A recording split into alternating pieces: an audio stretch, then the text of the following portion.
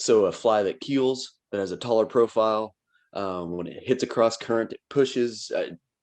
Yeah, I nailed it. I kind of wake up in the morning and high five myself every morning.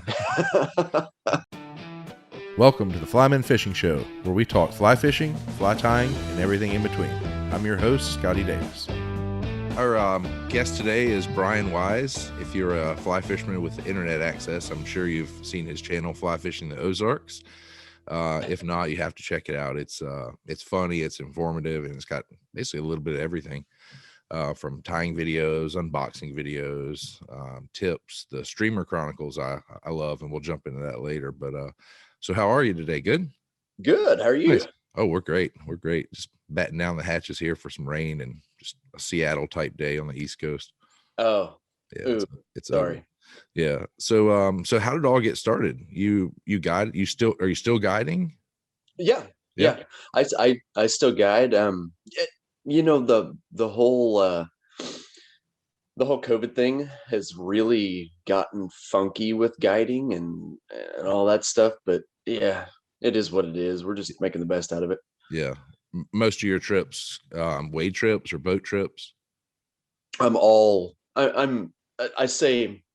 say I'm all boat guy. Yeah. I'm 99% boat guy. I run a clacka. So yeah, if I don't have to get out of the boat, not going to. Yeah, I was gonna say you could social distance a little bit if you're wade fishing, just stay the hell over there and Dude, it's exactly. I'll stay the hell over here. So right.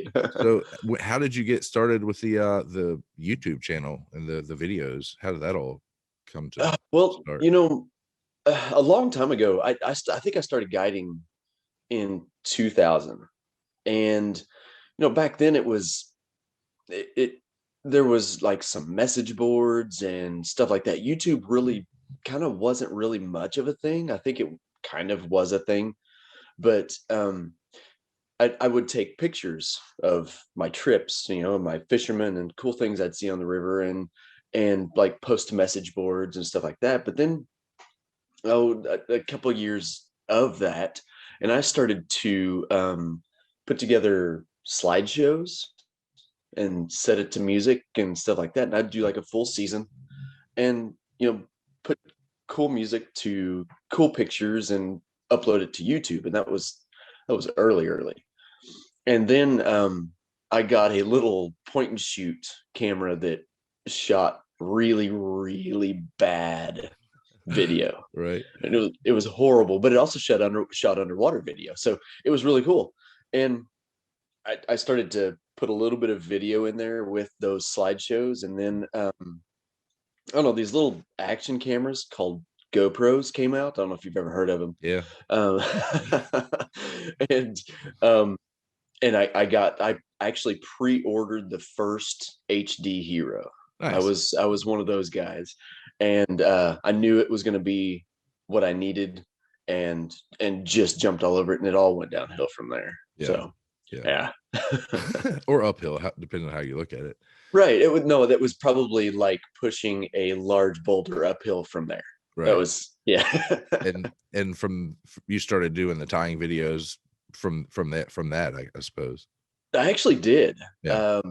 The tying videos kind of actually started with a Feathercraft a long time ago. Feathercraft out of St. Louis started this this fly tying contest, and it was actually kind of a big deal, and I kind of hosted it. And so during that, we decided to drop, like, whenever there would be new materials come out that the shop was getting or something like that, I would drop a little video about how to use this material and stuff like that, and then a little tying part of it.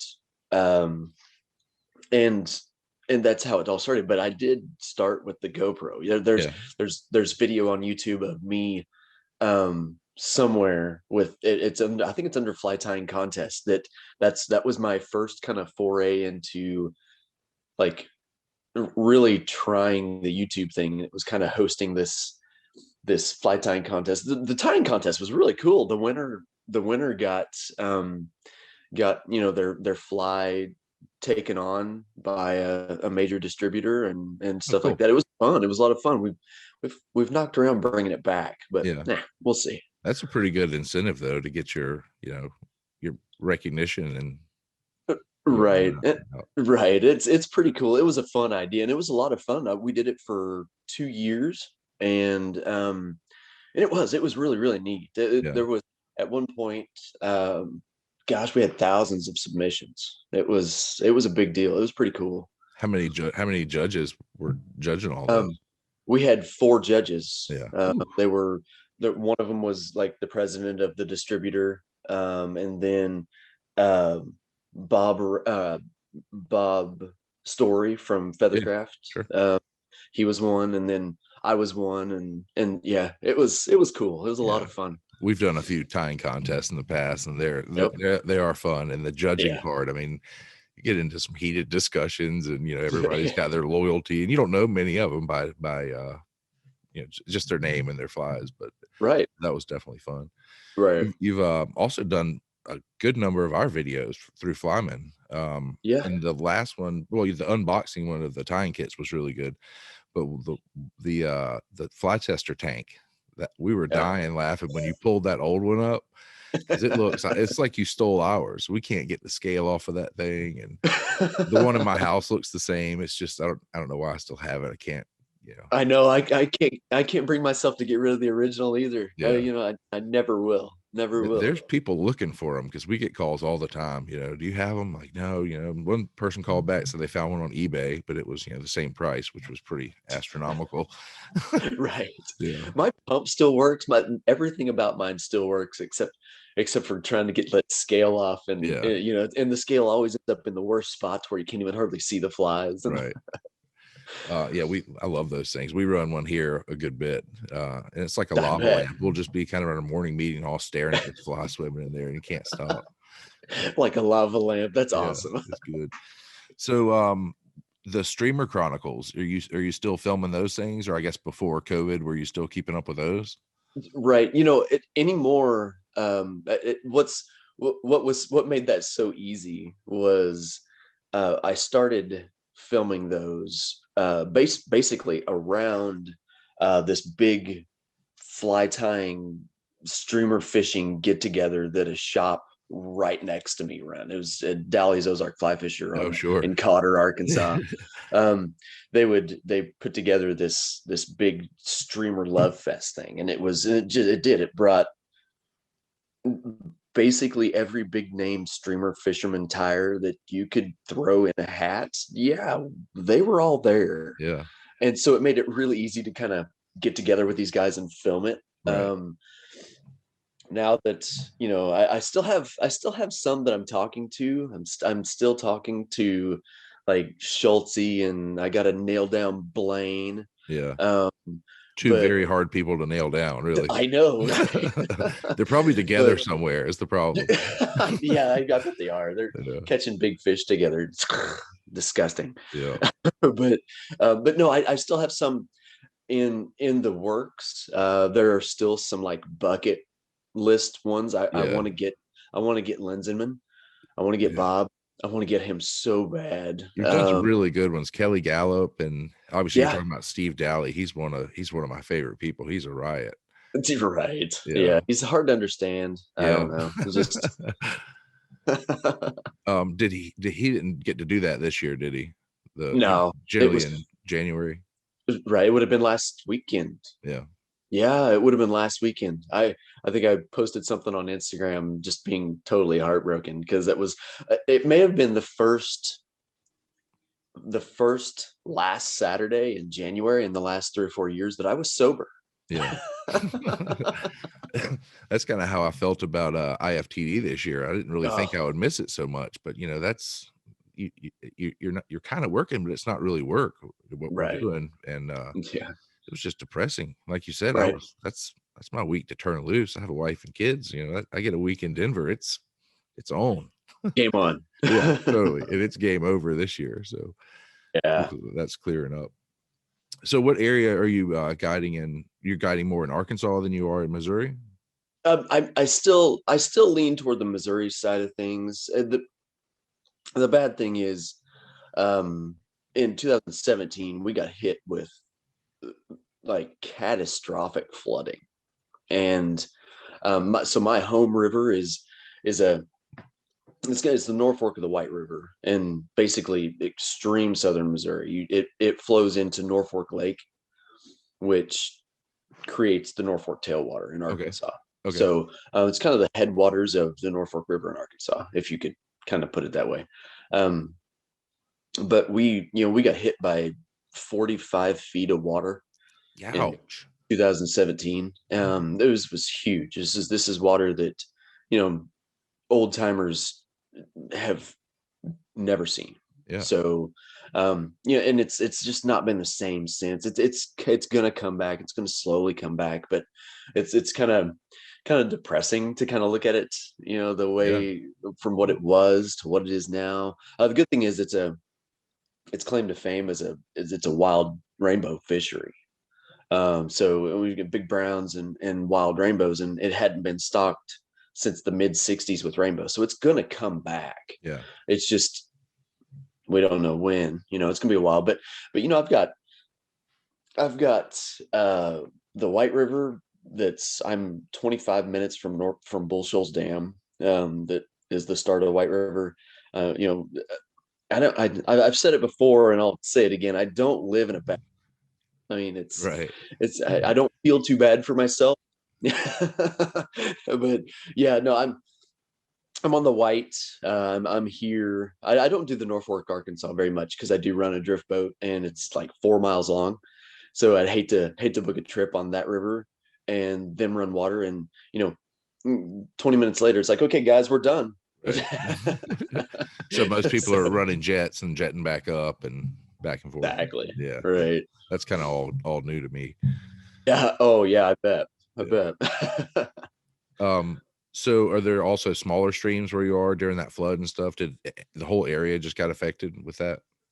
Honestly, it really kind of did. It Yeah. was a very large area that came through. I think during that time, I would be willing to say that all the streams in southern Missouri, northern Arkansas got hit at least a little bit by it. Yeah. If you got hit a little bit by that, it was still huge water. We um in I think I want to say it was somewhere around 4 hours, we got over 9 inches of rain.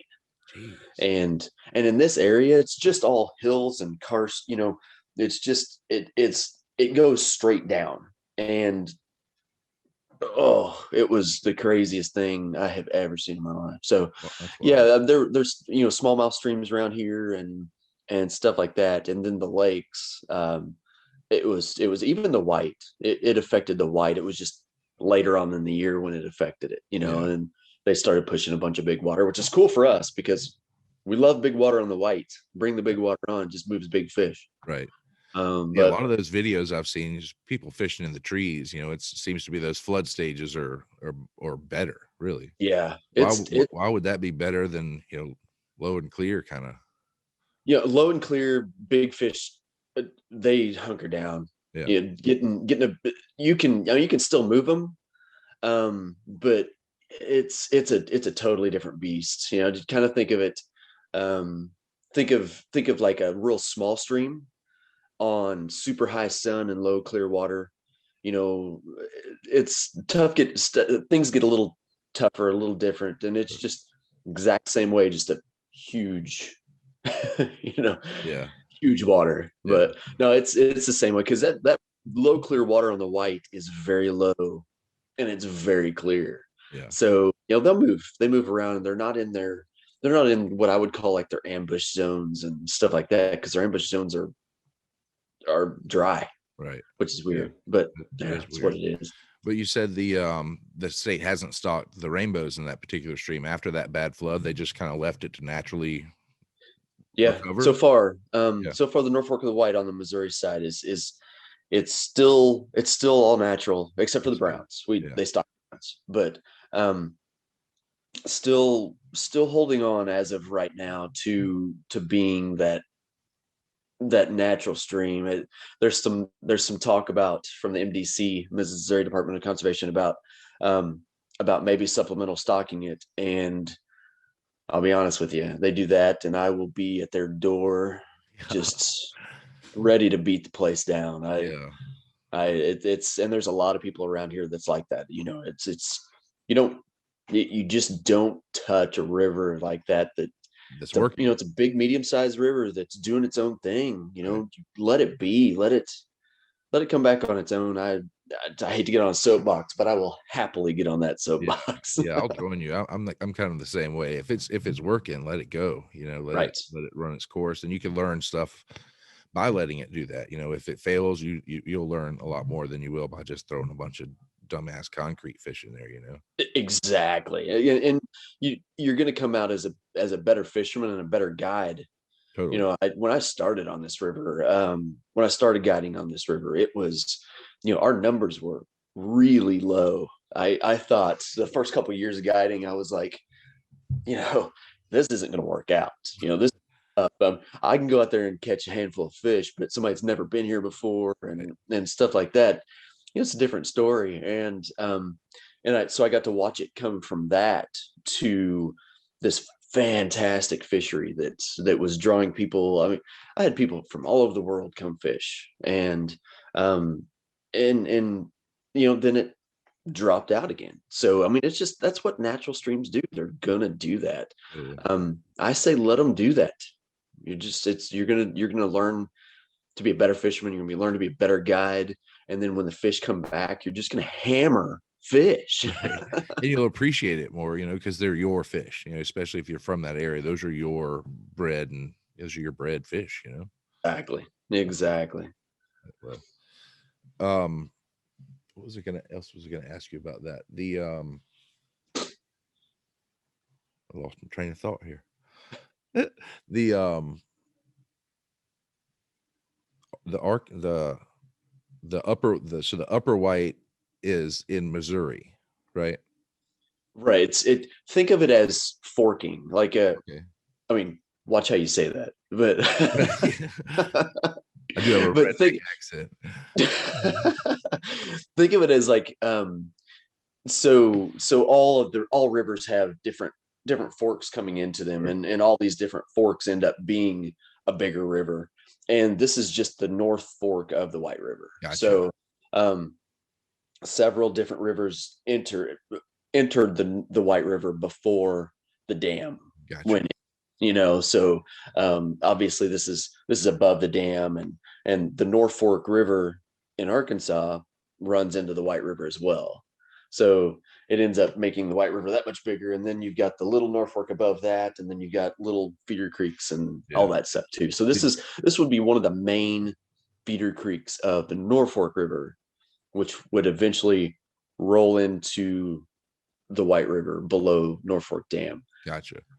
And I think I went in circles, and I think I'm a little dizzy about it, but we got there. We got Yeah, there. yeah. I always think of the white, just Arkansas. That's what you think. Then did you grow up there in that area in Yeah, Missouri? pretty much. I Nice. I was born in Kansas City, and still have a bunch of family in Kansas City, but I've been here since I was 7, 8, minus just leaving for school and stuff Yeah, like that. This is home. My kids are here, except my daughter's farther in Arkansas now at school now, yeah, but this is home. And it's a cool area. yeah. Beautiful If place. you love the outdoors, this is fantastic. I mean, Yeah, it's just fantastic area. So yeah, it's cool. yeah. It is a beautiful place. Yeah. So you have a new fly coming out from Montana Fly, the Knucklehead. Yes. That is a beautiful fly. Can you you know, explain it for the people that hadn't seen it, kind of the theory and what it looks like and how big it is and badass it is? okay.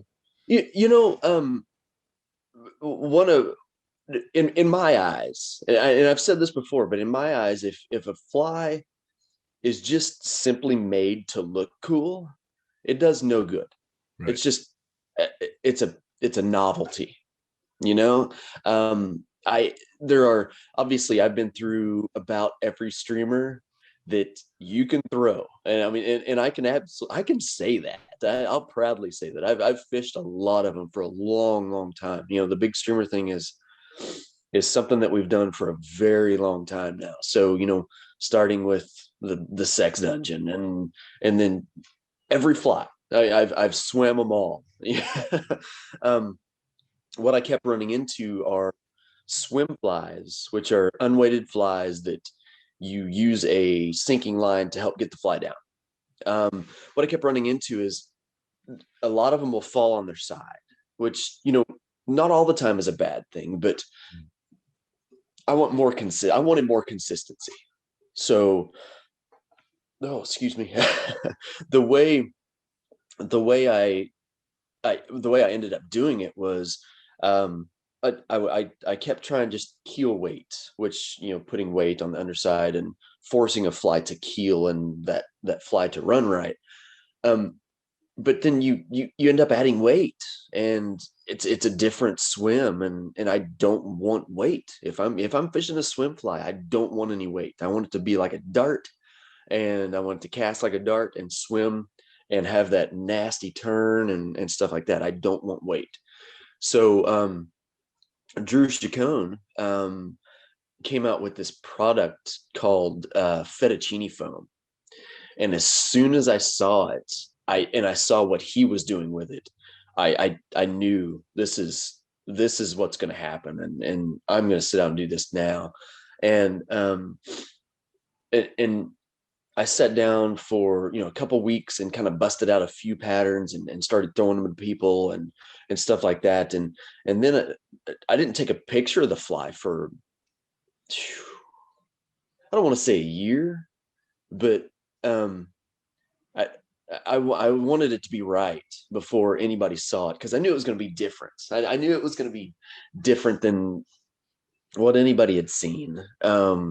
So we finally nailed it down to where it was swimming like I wanted it to swim, and then I dropped it. So basically, the whole point is, if you cut the head of a fly in half, and the top of the head is foam, and then the underside of the fly, you have a keeled hook. So like a B10S, like a Gamakatsu B10S. So it's a deep bend hook. When you have half the head, the top of the head that quote unquote wants to float, it cannot fall on its side. It can't do it. Yeah. So that was my point. And then if you create a taller profile with the rest of the body, and you have a fly that's going to keel perfectly, 90% of the time. You don't want it to keel perfectly all the time, because if it keels perfectly all the time, it's going to miss some of those hard turns and off cross currents and stuff like that. But so a fly that keels, that has a taller profile, when it hits a cross current, it pushes. Yeah, I nailed it. I kind of wake up in the morning and high five myself every morning. And that's an articulated streamer too, right? It's got some right behind the head. Right. How'd you do that connection? I'm a wire guy. Yeah. I am. I think the connection thing to this day is one of the bigger things that I still argue with my best buddies about. Yeah. Like I'll sit and argue with Dally and Chad Johnson and Alex Lafkas and all those guys all day long, because they're mono guys, and we'll argue with each other till we're blue in the face, and then we still won't change anything. But I'm a wire guy. Give me wire, and I like it. I am not a mono guy. Yeah, but very cool. Yeah. How big are you doing? Is that going to be sold from Montana Fly in different sizes, or is it a standard hook size and length to it?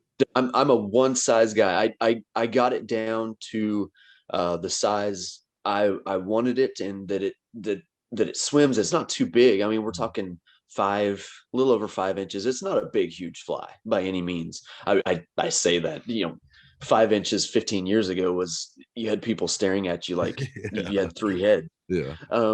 But it's not a big, huge fly. It's very I've had a lot of brand new streamer fishermen in my boat that I kind of draw that kind of person. It's kind of fun. And everybody says, I thought these things would be hard to cast. And, this one's not. Some of them are, some of those big, huge flies are hard to cast. But, with the way that we've kind of started designing these flies, to begin with, it was just go big and wear your shoulder out. But Yeah. now, we've taken that into consideration, and I landed on that 5.5 inch mark, and it's a dart. It's a dart. You can throw that thing 200 feet if you've got a spay rod. Right. It's just nasty. And what's the body material kind of under or behind that head consist of? 90% of it is synthetic. Yeah. Probably 95% is synthetic. So it's basically craft fur and polar chenille, craft fur wing and underwing and tail with polar chenille on the shank of the hook. So that it's like, I've never been a huge guy that likes outside flash in a fly. I don't know why. I like that inside flash. It almost gives depth to the fly and stuff like that. I'm getting a little pompous about depth. There's not depth to a fly, really. I mean, It's got some depth. but that's what I like. It's got like internal flash to it. It's got some flash, but it's internal. It's covered up by stuff. And then actually the only natural thing that I've got on it is some palmered marabou right behind the head, just to kind of fill the body out and give it a little bit extra swim. Yeah. That's it. Everything Yeah. else is all synthetic. Yeah, we'll throw a picture up on here too, kind of interface if anybody's watching. The 4 or 5 people like my mom. Hey, mom. But yeah, that thing is awesome. When is they going to have that out for sale? Like, when could you get that? It should be anytime. Technically, really? It's a spring release, but it should be just anytime. Yeah, get a hold of your local fly shop and yeah, for sure, and have them order it.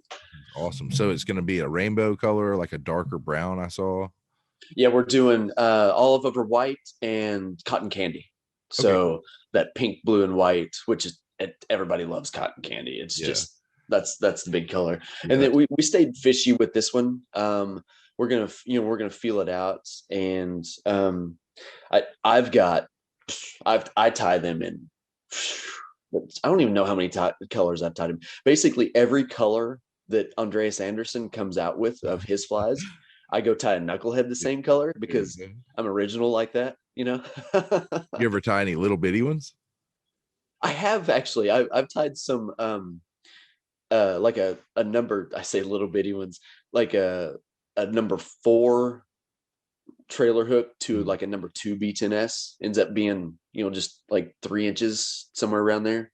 It's pretty cool. It wants to float more than it's not exactly right. It's almost like I needed to add some weight to get it to do that leveling. When you get smaller, that foam, because all the foam's the same size. It didn't exactly work, but it's cool. It was fun to mess with. I tried to make my own foam like that and stuck a sheet of foam through a paper shredder.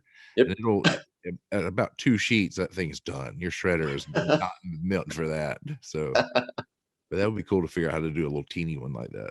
Yeah, definitely. Really, really cool. So looking at your YouTube channel and stuff, your son is a fishy little kid. Yeah, well, little kids. Neither one of my boys are little kids anymore. Yeah. They're the oldest one. The one that is probably the one that everybody has seen all over the place. He's a senior in high school now. Really? Yeah, I'm old. I'm an old man. But he's a senior in high school. He was just accepted to college. Nice. The other day. He's probably going to go throw javelin in Central Arkansas. So, yeah. And my youngest he's a sophomore in high school, and he's like 5'10", and yeah, they're not little anymore. Right. They've been obviously following you around their whole life. So did they pick it up right away as little kids, just eating up with it? Parker, my oldest son, who actually works at Dally's Fly Shop. Oh, cool. So if anybody that sees this, listens to this, ever goes into Dally's shop and Parker Wise is there, be sure to give him a load of crap. Just please. But he's one of those people that's just good at everything. Yeah. You just kind of he's one of those people that nobody likes because That's they're the just good at everything. that's the kid double hauling at like 5 years old on the Yeah, video. no, for real. Yeah, he was double hauling when he was like 6 or 7, I would and, have said and as a fetus, but 6 or 7 sounds about right. right. I mean, he's a natural. He's a beautiful cast, you know. Yeah, yeah, and he's a good fly tire now, and So they've um, stuck with it. Both your kids have stuck with it. yeah, they have. Nice. They did. It's not like the only thing they did. I mean, I'm so glad. I grew up playing sports, Mhm. and they are very sports oriented, which is fun for me. I get to, go watch. I'm going to go watch a basketball game tonight, and just follow them, doing all that stuff. But they've grown up playing sports and fishing and stuff like that their whole lives, and it's just fishing's a pretty big deal. Yeah, So he helps you. One of them helps you with some of your videos at times, right?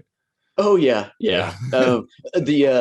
The the unboxing video of the swim tank, yeah. I the remember you tester. giving him credits for that. uh, That was I cool. had to run the camera, so I had to have somebody come and be my stunt double. Yeah, And I said, Carter, you gotta come down here and do that. So yeah, he was my stunt double. He was Brian yeah. for a couple hours, and he got so bored. He was just like he'd do the same move over and over and over, just like spinning a box.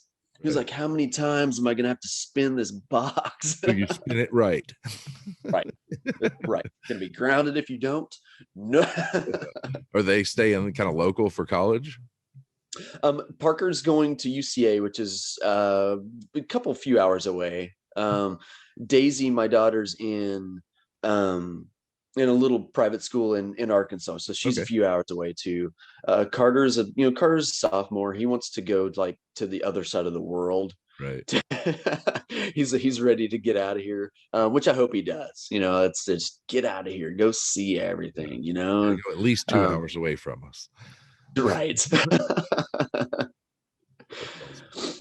So, any new videos you're working on? Any new plies you're coming up with, or you said you might be tweaking the Knucklehead a little bit, or Yeah, yeah, yeah. There's always videos in the works. Like actually, after we get done here, I'm gonna go shoot a video for Flymen. I'm gonna go shoot the next video in the kit series, I guess you could say, yeah, the guide fly, which gosh, okay, that thing's so cool. yeah. It is so cool. It's so easy to Um, tie too. I mean, yeah, we it's came gonna up be a with great that video. as like literally a 60-second. I'm late. I gotta drink my coffee and get to the ramp, and I need 2 or 3 bugs.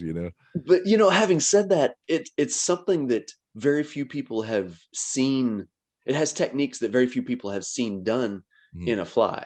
Right. So I mean, like that tail is that's crazy. Yeah, you So can make that a yeah, lot harder. We took a piece of body tubing and stuck the marabou through it, and then tie the whole thing in as one piece, as opposed, right. when I started doing stuff like that, and I'm sure everybody did, they'd stick the marabou in and try to whip finish the end of get a little knot down there, but you just don't need it. If you keep that whole feather in there, then it all stays kind of attached to it. So Exactly. yeah, So cool. So yeah. cool. That's gonna be hands down one of my main striper patterns come this spring, summer. Hands Uh, down.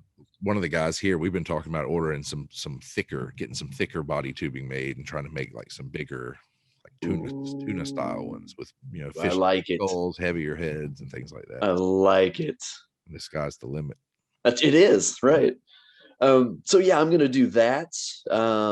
I've got some unboxing videos I got to end up doing, and I'm still working on for my channel. I'm still working on the Gallup, like the mini series, like all his flies that he's done in mini form, and which is really cool. It makes it more approachable for some people. Not everybody is going to fish a 7-8 inch Sure. streamer, Right. so Or most trout guys don't have a 7 or 8 weight too.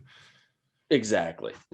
So a lot of these flies you're going to throw on a 5 weight, Right. 6 weight to manhandle some of these flies. But but yeah, I think I dropped a picture of the something that I don't even know what I'm going to call it now. I've got a fly that I'm tweaking that's obviously based off the Knucklehead platform. but it's weighted, and it's smaller. So, Well, what knucklehead an old like motorcycle term? You could call the new one the shovel head. Oh, right. Oh, see, I've thought about that. I've Yeah. thought about that. And, but the only, I don't know, when you start talking fly names and you start talking about like the knuckle, because a lot of times I'm getting a lot of people calling it, the knuckle stuff and stuff like that.